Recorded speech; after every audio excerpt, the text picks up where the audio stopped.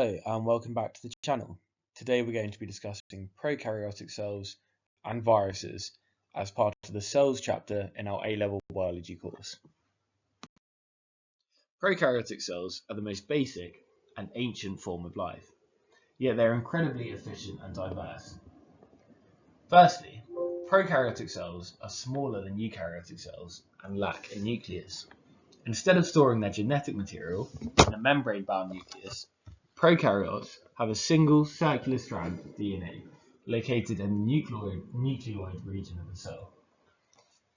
In addition to the main DNA, prokaryotic cells also often contain plasmids.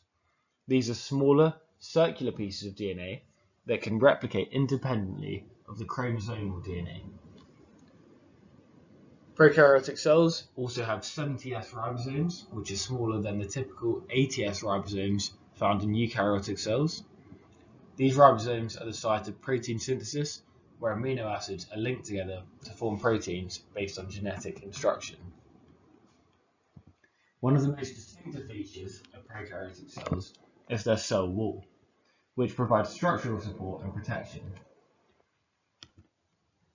Unlike plant cells that have a cell wall made of cellulose, prokaryotic cells have a cell wall made of murein, a type of peptidoglycan. Many prokaryotic cells are also surrounded by a slime capsule. This is a protective layer made of polysaccharides that shields the cell from environmental stress, including desiccation, and helps protect it from the immune response in host organisms. Some prokaryotes, particularly bacteria, also possess a flagellum. This is a long, tail-like structure that allows the cell to move or swim towards nutrients or away from harmful substances. The flagellum rotates like a propeller, providing the necessary motion to navigate its environment. Finally, prokaryotic cells are encased by a cell surface membrane that controls the entry and exit of substances. This membrane is made up of a phospholipid bilayer with proteins embedded to allow transport and communication with the external environment. Now let's discuss viruses. Viruses are unique and distinct from all other living organisms as they are acellular and non-living. They don't have the cellular machinery necessary for life functions, and they can only reproduce inside a host cell. At the core of every virus is its genetic material, which can either be RNA or DNA. This genetic material carries the necessary instruction for replication. However, unlike living cells, as previously mentioned, viruses cannot replicate on their own. They need a host cell. The genetic material is enclosed in a protective coat called a capsid. The capsid shields the viral genome from environmental damage and helps the virus infect host cells. The capsid is made of repeating protein subunits, and it has a specific shape that allows the virus to attach to the surface of a compatible host cell. This is where attachment proteins come into play.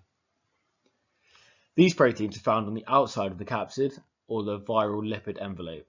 The attachment proteins allow the virus to recognize and bind to specific receptors on the surface of the host cell. This precise interaction is what enables viruses to target particular cells, like how HIV specifically infects immune cells. Now let's talk about one of the most interesting viral enzymes, reverse transcriptase. This enzyme is found in retroviruses like HIV. Reverse transcriptase allows the virus to convert its RNA into DNA once it enters a host cell. The newly created DNA then integrates into the host genome, where it can remain dormant or start producing new viruses. In terms of size, viruses are much smaller than bacteria. They are so tiny that they can't be seen under a regular light microscope. In fact, viruses are among the smallest biological entities, and their size and structure make them highly specialized for their parasitic lifestyle. So to summarize, viruses are acellular and non-living. They rely entirely on host cells for replication. They have a simple yet highly efficient structure with genetic material enclosed in a protein capsid and sometimes an additional lipid envelope.